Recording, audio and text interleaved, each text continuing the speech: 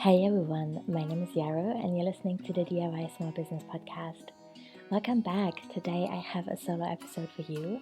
I want to talk about practical tips to help you find your first or next 5 clients. I know that can be really important, especially in the beginning of your business, and I really want to share a few experiences and some tools and help you feel more positive and excited about finding awesome people to work with. Before I start, a quick update from me. I am moving houses on Wednesday, bit overwhelming. Long story short, my dog was really badly bitten by my neighbor's dog, and he will be okay, but he needed surgery, and it was pretty traumatizing and scary. And we've decided that this isn't the best place for us to live. We're not moving far, just down the road basically. And the new place we found is really beautiful, but I hadn't been planning on moving this quickly at all. I still really love Scotland. I'm still swimming in the sea and I had a lot of other plans, but sometimes life is like that, and I'm really grateful to be location independent and set up in a way that makes this possible. So yeah, otherwise I have really beautiful clients and projects on at the moment. I'm booking business mentoring and web design for the spring. If you're interested in that, you can book a free feeler call. The link to that will be in the show notes. And otherwise, yeah, let me know what you would like me to talk about. Since I'm not on social media anymore, which I'm still really enjoying, there isn't so much immediate feedback about questions or things that you would like to learn more about. So I really just want to say again that I really just so appreciate emails or little messages on whatever platform. You can message me on my Patreon as well. My email is hello@yarrowdigital.com. And of course, you can message me in my Mighty Network as well. But yeah, if there's anything that you want to learn more about or hear someone else's experiences on, then let me know. I'm really excited to record some more solo episodes this year, while I also have really cool guests lined up for interviews. Okay, so now on to today's actual show, practical tips to help you find your first or next 5 clients. So first of all, I want to say that I think this anxiety around what's next is really real for all of us. I don't know a single entrepreneur or small business owner who always knows, yeah, this is what I'm going to do the next 12 months. I think that's pretty rare. And of course, we get to a point where we feel pretty comfortable and things flow, and that's beautiful too, but there's always a little bit of uncertainty, and that can, of course, induce anxiety. And I think that can be true at any level. That doesn't mean that you're not successful. It doesn't mean that you have failed in any way. I think that's just part of life, and there are upsides and downsides to being in employment, but it certainly does offer you more certainty around what's next. So I've mentioned this before, but last year I found the business journal that I was using in my first year in business, and it had so many really anxious notes, and I was like calculating really carefully how much I was expecting to come in, what my next steps would be, kind of what costs were coming up that I had to pay, and there wasn't a lot of spaciousness, I would say that. I think there was a lot of tight gripping and really trying my very best to kind of line up the next projects. And eventually, there came a much more steady flow, like I said, and I haven't had any gaps in my calendar, I think, for almost 4 years now. So I've been booked the way I want to be booked. I don't want to say full time because I don't always want to work full time, and that's actually something I'm really proud of, and that's something that I've always really wanted, to have a little bit more free time and flexibility.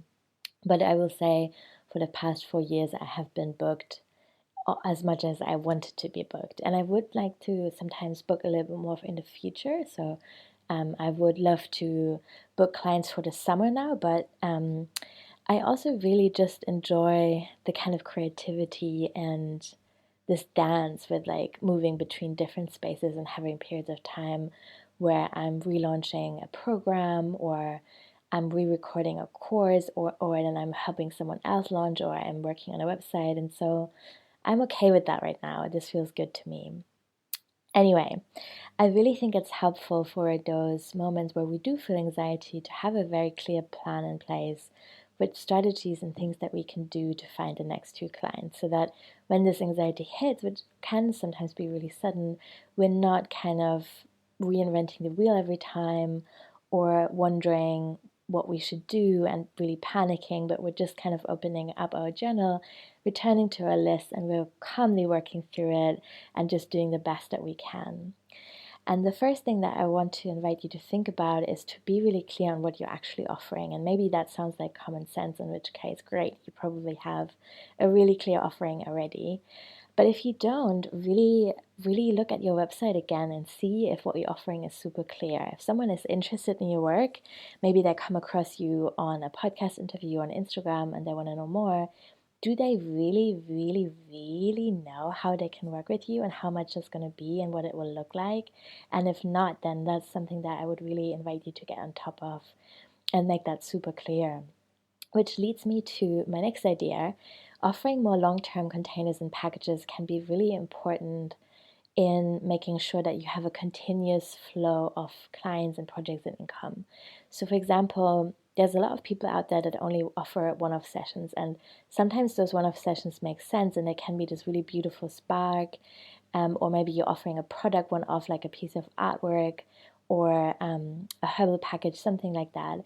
But I bet that there's people out there who are actually so in love with your work that they're willing to commit in a more long-term way. So either they maybe want a long-term coaching package with you, or they want your ongoing support as a VA, or maybe they want to subscribe to a herbal package to get something from you every season, or maybe they want to support your art in an ongoing way and become a Patreon. And by the way, I have a whole other episode on building a Patreon. If you want to check that out, that might be relevant.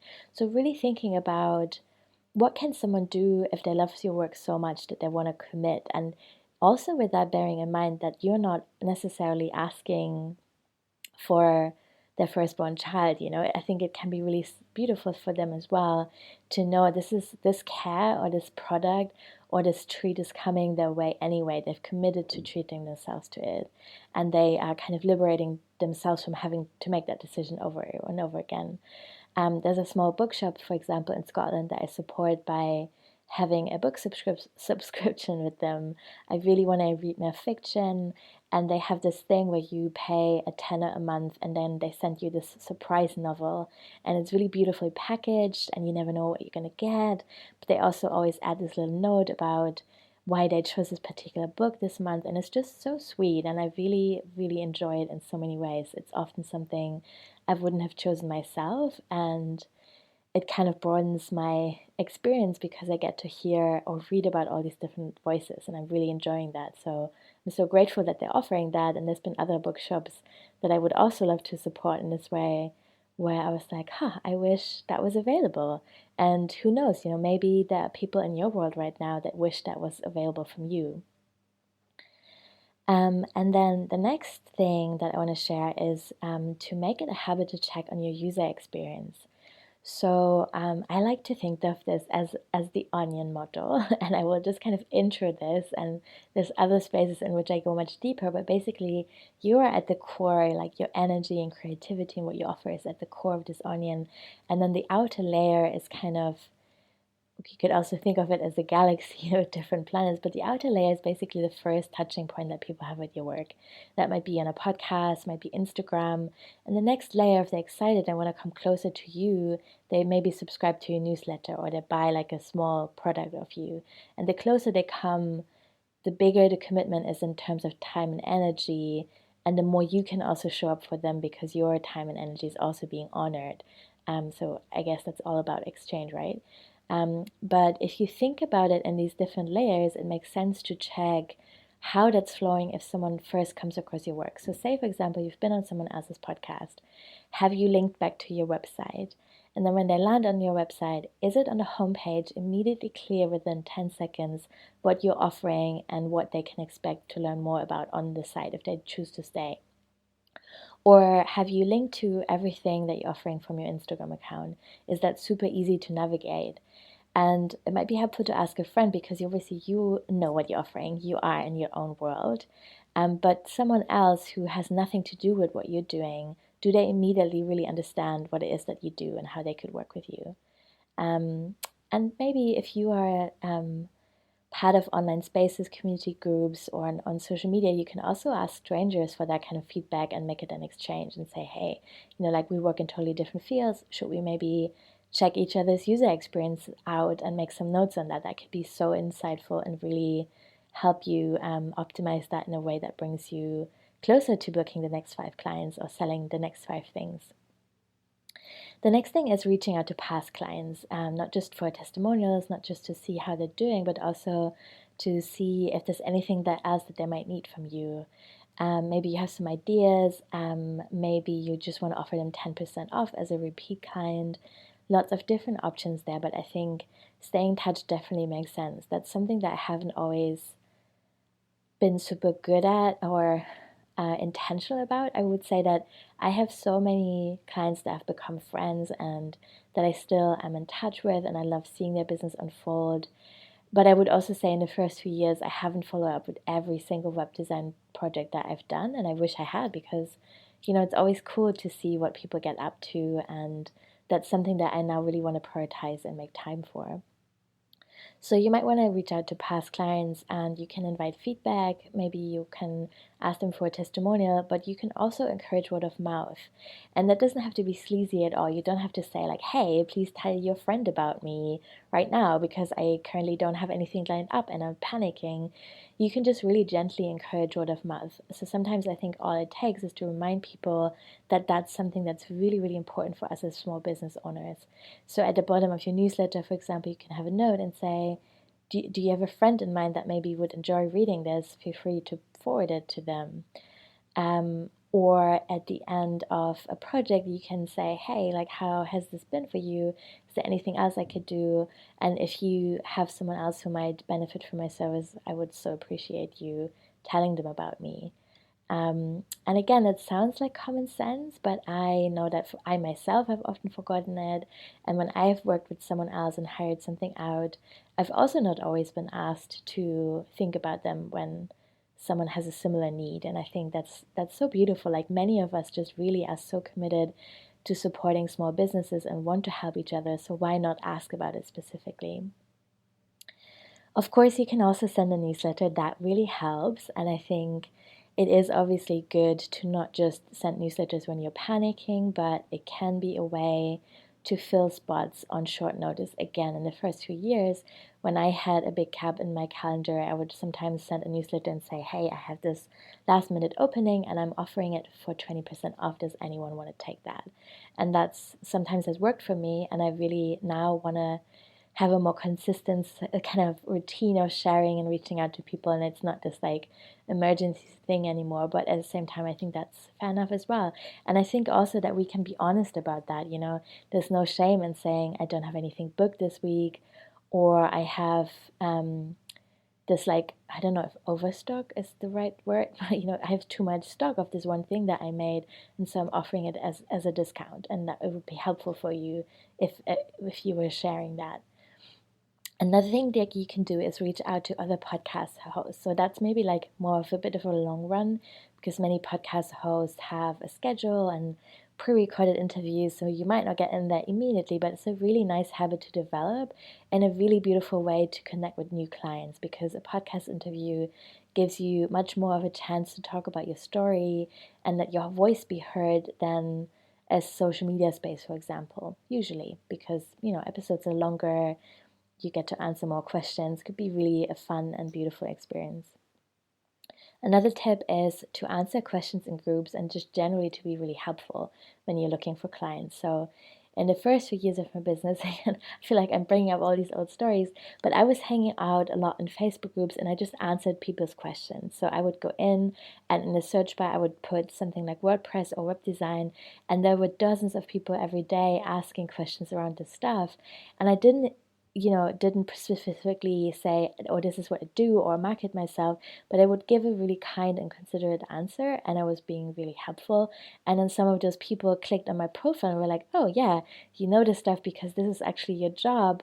maybe I should hire you. And this is how I found a significant number of my clients. And I think it's a win-win situation because you're helping people whether or not they have a budget to work with you. And that's really cool. So they get their questions answered, you get a bit of exposure, and you also get a sense of for what people are asking for and struggling with, which is really helpful in developing your own products or services. And then, of course, you want to get organized around regular promotions. And that could of course look so many different ways, but generally what I mean is really coming up with a pace or a schedule for how you want to promote. So if you're choosing, for example, Instagram as a space to be present with your business, then maybe you want to challenge yourself to talk about an offering that you have twice a week. And if that feels difficult to show up for regularly, then maybe you want to consider something like the free version of later.com, where you're scheduling those 8 posts a month in at the beginning of the month, and then you hold yourself accountable, and you know your business will be talked about at least twice a week on Instagram, and the rest of the time you can just spontaneously post whatever comes up for you, and that's cool and playful. But you also are committed to really finding those next clients and talking about what you're offering.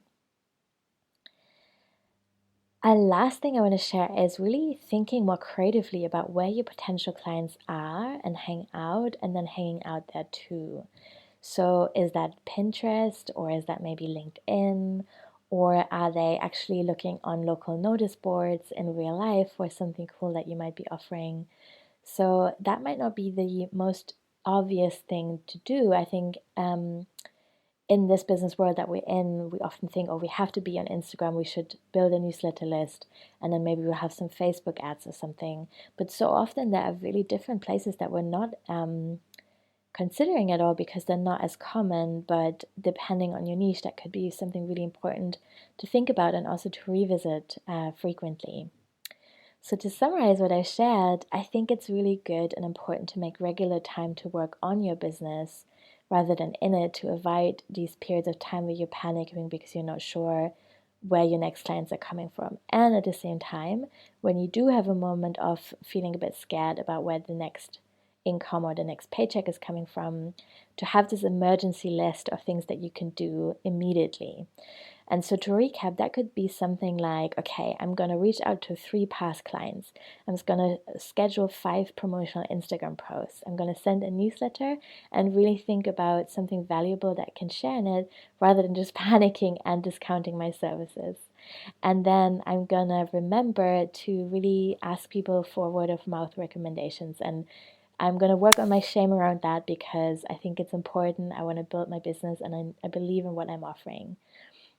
And then maybe another thing on your list could be reaching out to a podcast to see if you can be a guest, or just spending an hour answering some questions on the internet. That could, you don't obviously have to be in groups to do that.